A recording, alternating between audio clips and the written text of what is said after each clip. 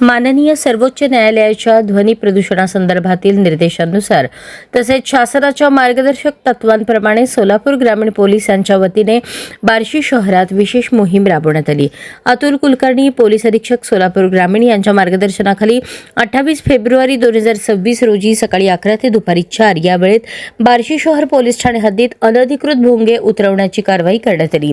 या मोहिमेत अशोक सायकर, उपविभागीय पोलीस अधिकारी बार्शी उपविभाग, बालाजी कुकडे, पोलीस निरीक्षक बार्शी शहर यांच्या नेतृत्वाखाली बार्शी शहर पोलीस ठाण्याचे अधिकारी व अंमलदार यांनी सहभाग घेतला।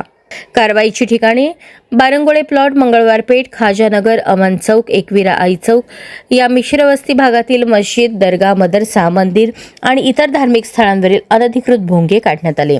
सदर कारवाई दरम्यान संबंधित धार्मिक स्थळांच्या ट्रस्टींना सर्वोच्च न्यायालयाच्या ध्वनी प्रदूषणासंबंधी मार्गदर्शक तत्वांची माहिती देण्यात आली। ध्वनिवर्धक यंत्र वापरण्यापूर्वी वैध परवाना घेणे आणि आवाजाची मर्यादा राखणे बंधनकारक असल्याचे स्पष्ट करण्यात आले। स्पीकर बॉक्स धार्मिक स्थळाच्या आतमध्येच बसवावेत अशी समजही देण्यात आली। ही संपूर्ण मोहीम शांततापूर्ण वातावरणात पार पडली असून कोणताही अनुचित प्रकार घडला नाही। सर्व समाज घटकांनी प्रशासनाला सहकार्य केले।